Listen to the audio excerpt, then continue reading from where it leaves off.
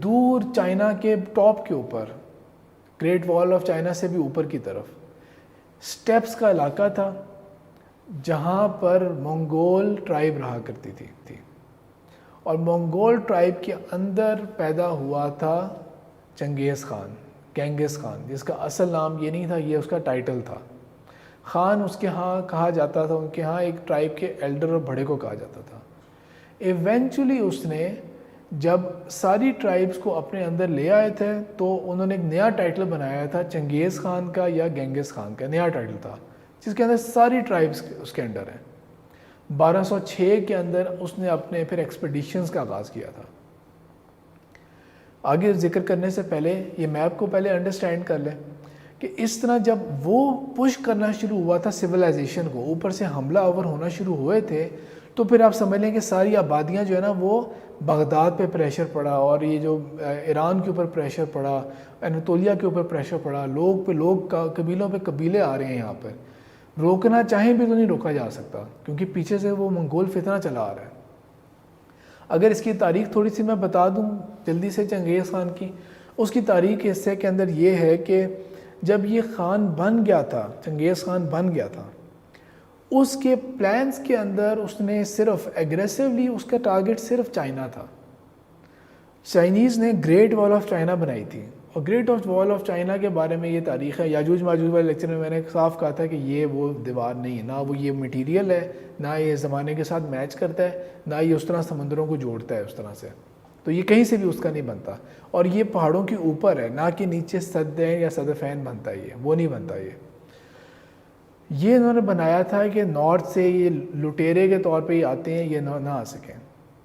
तो इसने बहुत लंबा सफ़र करके और पूरे उसको एज से, कोने से क्रॉस करके ये आया था चाइना की तरफ, और वहाँ पे आके इसने एक बीजिंग का एक सीज किया, और बहुत बुरे तरीके से सीज किया, और कई महीनों तक उसको फैलाए रखा। आराम से बाहर बैठ गए, खुद खा पी रहे हैं, बीजिंग के अंदर कुछ भी नहीं जा रहा, दीवारें लगी हुई हैं बीजिंग की, खाने पीने के लिए कुछ नहीं जा रहा, उनके पास कुछ करने को नहीं है, और वो फिर भूखे मरना शुरू हो गए लोग। जब कई महीने गुजर गए, कम से कम 1 महीना, और थोड़े से और किताबों में ज़्यादा टाइम भी है, मजबूरन फिर उनको लड़ना पड़ा इनसे।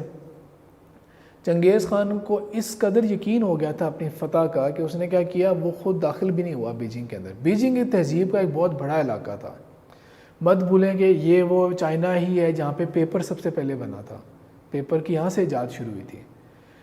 करेंसी के तौर पे जो नोट है, एक्सप्लॉइट तो यहूदियों ने किया था, लेकिन जो नोट्स वाला काम है, एक्सप्लॉइटेशन उसमें शामिल नहीं थी, लेकिन एक यूजेज के तौर पे यहाँ पे ऑलरेडी किसी तरह से यूज़ हो रहा था। सिल्क का राज इनके पास था, सिल्क किस तरह बनाते हैं, सिल्क रोड नाम ही पड़ा इनकी वजह से है कि ये वो मंजिल एंड पे जहाँ पे सिल्क मिलता है, हमें सोर्स ये बनता कैसे है, इन्होंने राज रखा था उसे। तो उधर जाके उस तहजीब वाली जगह के ऊपर जाके उसने कह दिया कि लूट मार करो। 1 महीना लगा था पूरा, उसने पूरी फ़ौज को इजाज़त दी थी, रोज़ किसी के घर में टूटेंगे, कोई किसी के घर में टूटेगा, किसी के खाने ले लिए, रेप किया, बुरा, मतलब कि इतना खौफनाक तरीके से उन्होंने किया था कि जब 1 महीने के बाद बीजिंग छोड़ के गए थे, तो जो तजारती काफ़िले पीछे, हरे को तो नहीं पता ना कि लूट मार हो चुकी है, जो पहुँची हैं उन्होंने जो मंज़र देखे, और जो ढांचों की और जो स्कल्स हैं उनकी, जो जिस तरह उन्होंने मुख्तलिफ जगहों पे ढेरियाँ बनाई हुई थी, और जो हाल किया हुआ था, वो जब जाके पीछे वापस काफ़िले गए और ख़बरें बताई ना, तो पूरी दुनिया में खौफ और राज फैला उसका, पूरी दुनिया में। लेकिन चंगेज़ ख़ान का इससे आगे का कोई मकसद नहीं था। उसने इतने हिस्से को लेके, क्योंकि पुरानी दुश्मनी थी चाइनीज़ के साथ इस मंगोल कबीले की, उसने ये कर दिया कि ईरान की तरफ अपने एनवॉइस भेजे कि जे मेरा ख़त लेके जाओ, और बादशाह की तारीफ़ करते हुए कहा कि आप बादशाह हैं उस सरज़मीन के जहाँ पे सूरज गुरूब होता है। यानी आप समझ लें कि उसकी भी समझ का पहलू कितना कम है, कि वो समझ रहा है कि बस यहीं पे दुनिया ख़त्म हो जाती होगी। मैं बादशाह हूँ उस सरज़मीन का जहाँ से सूरज तुलू होता है, तो लिहाजा मैं आपके साथ तजारत करना चाहता हूँ और रास्ता खोलना चाहते हैं वो मुसलमान बादशाह। ये ख्वारिज़म शाह की हुकूमत थी यहाँ पे। इन्होंने वो ख़त देख के और उसको डिसरिगार्ड करके फाड़ के फेंका, ये क्या, तुम ये अपने आप को क्या समझता है, और इतने जुल्म ज़्यादती की कि इवन उसके मैसेंजर को कत्ल कर दिया। तो चंगेज़ खान तक जो है ना उसका कटा हुआ सर पहुंचा कि ये देखो तुम्हारा ये उसके साथ ये हाल हुआ है।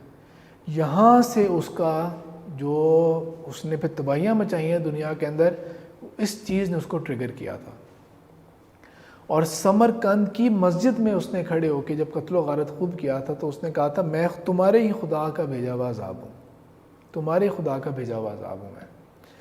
ये उसकी एक कोटेशन है जो एक किताब है, राशिदीन हमदानी जो है ये मंगोल जी के ऑफिशियल बुक राइटर रहे हुए हैं। उन्होंने इसके बारे में ये कहा है कि उसने अपने पूछा, अपने साथियों से पूछा था मुख्तलिफ़ चीज़ें कि तुम्हारे ख्याल में सबसे बड़ा प्लेजर किस में है। किसी ने हंटिंग का जिक्र किया, किसी ने किसी का जिक्र किया। तो चंगेज़ खान ने कहा the greatest pleasure for a man is to suppress and defeat his enemy. अपने दुश्मन को वो मैदान जंग में शिकस्त दे बुरी तरह से। उसका जो जो उसके पोजेशन में है वो सब कुछ अपने पास ले ले। उसके जो चाहने वाले हैं उसके घर में, उसके बच्चे होंगे या उसके माँ बाप होंगे, बहन भाई होंगे, बीवी होगी, उसको उनको बुरी तरह उसके ऊपर रोता हुआ देखें, उसको तड़पता हुआ देखें, उसे उसके घोड़े के ऊपर सवारी करे और उसकी जो बीवियों के साथ, जो खूबसूरत बीवियों के साथ जो जिस तरह करना चाहता है करे। इसके अंदर ना मुझे थोड़ा सा ट्रांसलेशन के अंदर फ़र्क लगा है क्योंकि असल में तो उनकी लैंग्वेज और थी। इसकी ट्रांसलेशन ना या तो एक फ़्रेंच बुक से हुई हुई है या रशियन से हुई हुई है, यानी कि ट्रांसलेशन की ट्रांसलेशन है जो इंग्लिश में है, इसलिए हो सकता है आपको कहीं और थोड़ा सा फ़र्क नज़र आए इसका। तो क्या कहा जाता है, इसका जो असल नाम था टेमेजन का, कि जब ये मरा था तब तक इसने 40 मिलियन लोगों को कत्ल किया था, कम से कम 40 मिलियन लोगों को कत्ल किया था। अगर आप अंदाज़ा लगाना चाहें तो ये मंगोल एक्सपेंशन हुई थी। पहली पिक्चर में देखें 1206 में, नीचे वाली पिक्चर को देखें 1219 तक, फिर 1223 से 1227, फिर आगे देखें एक्सपेंशन कहाँ से कहाँ पहुँची है कि इस वक्त भी दुनिया में अगर डायरेक्ट हुकूमत की बात की जाए ना तो सबसे बड़ा एम्पायर ये था। अगर इनडायरेक्ट हुकूमत को माना जाए तो सबसे बड़ा एम्पायर ब्रिटिश एम्पायर था, जिसके बारे में क्या कहा जाता है, कभी सूरज गुरूब नहीं हुआ, उस सल्तनत के ऊपर कभी सूरज गुरूब नहीं हुआ। लेकिन अगर हम डायरेक्ट कंट्रोल की बात करें, सबसे बड़ा एम्पायर मुगल एम्पायर था। ब्रिटिश एम्पायर के बाद ये नहीं कि इसने, अगर अलेक्जेंडर को भी देखें ना तो 2 से 3 गुना ज़्यादा ज़मीन का ये मालिक था जितना अलेक्जेंडर ने फतूहात की थी। इतना ह्यूज उसने किया था। ये तारीख़ जो है, ये जिस तरह मैं बता रहा था आपको कि ये जो उनका अपना एक तारीख़दान है राशिदीन, जिसका जो 1247 से 1318 तक था, जूइश फैमिली को बिलोंग करता था, मुसलमान हो गया था। उसने ये लिखा था, बाद में इसको कत्ल भी कर दिया गया था। ये स्टैचू है जो मंगोलिया के अंदर इसको ऑनर करने के लिए बनाया गया है। दर हकीकत वैसे तो आप चंगेज़ खान को टाइप करेंगे तो आपको नेट के ऊपर कई तस्वीरें मिलेंगी, डॉक्यूमेंट्रीज़ बनी हुई है इस तरह। दर हकीकत इसने अपनी ज़िंदगी में अपनी तस्वीर, अपना बुत बनाने की इजाज़त नहीं दी थी।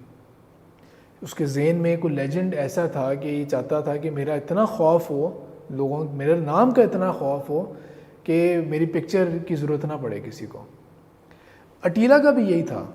मैंने आपको कहा था ना अटीला के बारे में गलत है, ज़्यादातर जो डॉक्यूमेंट्रीज़ और मूवीज़ हैं वो गलत बनी हुई हैं। उसको यूरोपियन शो किया हुआ, जबकि वो यूरोपियन नहीं था। वो उसकी भी असल में कोई तस्वीर मौजूद नहीं है, उसकी भी कब्र नहीं है, लेकिन उसकी कब्र दफनाया गया था उसे, लेकिन उसकी कब्र मालूम नहीं है किधर है। चंगेज़ खान जब फौत हुआ था तो इसको भी दफनाया गया और जिसने उसका फ्यूनरल अटेंड किया था सबको कत्ल कर दिया गया था। कोई नहीं जानता इसकी कब्र किधर है। कराकोरम के इलाके के अंदर इसने अपने इसने अपने होम टाउन बनाया हुआ था।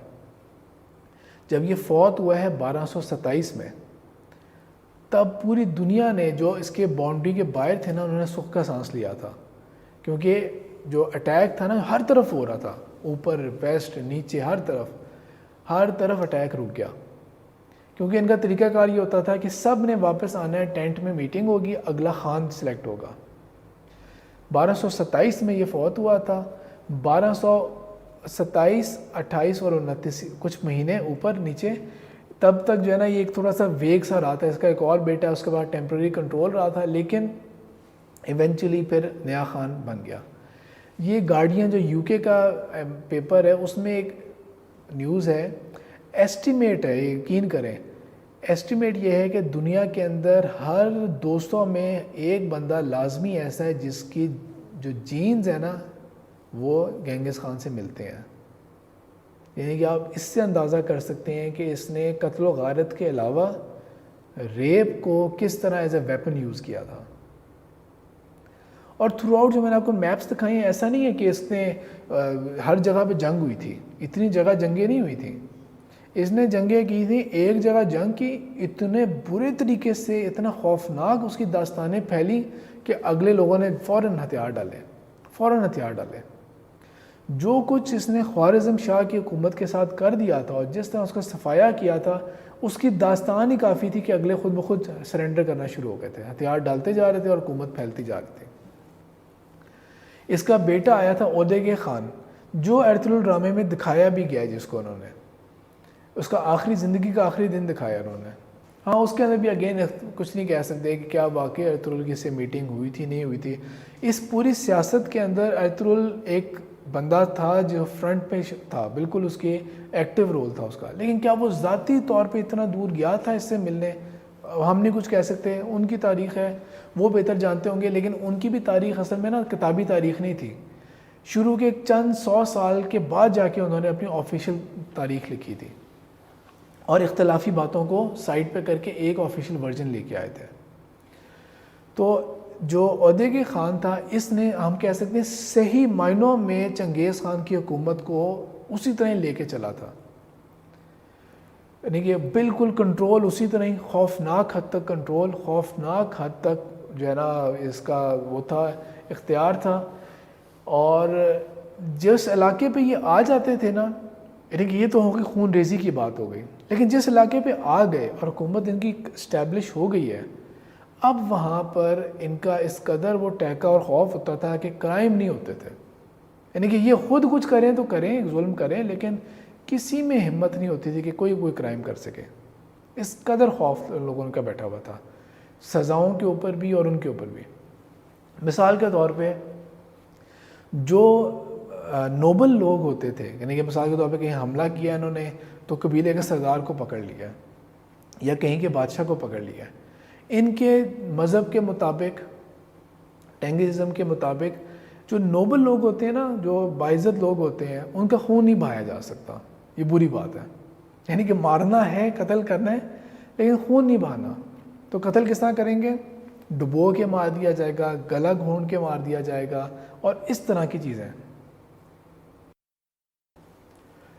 अब अगर किसी नोबल को किसी इलाके में पता लगे कि ये इस तरह मारते हैं जान से, तो उसको तो वैसे ही मुश्किल पड़ जाएगी कि कितने खौफनाक तरीके से कत्ल किया जा रहा है। वो तरीके के खून नहीं बहाना बस। तो इस तरह इनकी हुकूमत जो थी वो बहुत स्ट्रॉन्ग, बहुत मजबूत और आगे चली। ओदेगे ख़ान जो था ये 1241 में अचानक मर गया था। जो चंगेज़ ख़ान था ना, वो बीमार हुआ था, उसने अपने बेटों को बुलाया था, पैगाम पहुंचाया था, वसीयत की थी, ख्वाहिश का इज़हार किया था कि ओदेगे ख़ान ही बने मेरा अगला जानशीन, लेकिन अपने बेटों पे छोड़ दिया था और ये कहा था कि पूरी सल्तनत के लिए मैंने तुम लोगों को छोड़ दिया, आगे तुम लोग उसको फ़तह करो। लेकिन ओदेगे ख़ान ये अचानक मरा था, it was a sudden death. और जब ये मरा था तो अगेन पूरी दुनिया ने सूखा सांस लिया जो इनके बॉर्डर के बाहर थे, including Anatolia, including Seljuk empire जो एक पपेट हुकूमत रह गई थी, और नीचे के इलाके भी, और ये हिंदुस्तान का इलाका भी, और सारा सूखा सांस लिया था जब ये मरा था। आगे इसके बाद जाके हम ये कह सकते हैं कि जो इनकी जो हुकूमत थी ना, वो मुख्तलिफ़ ख़ानाइट्स में तकसीम हो गई थी,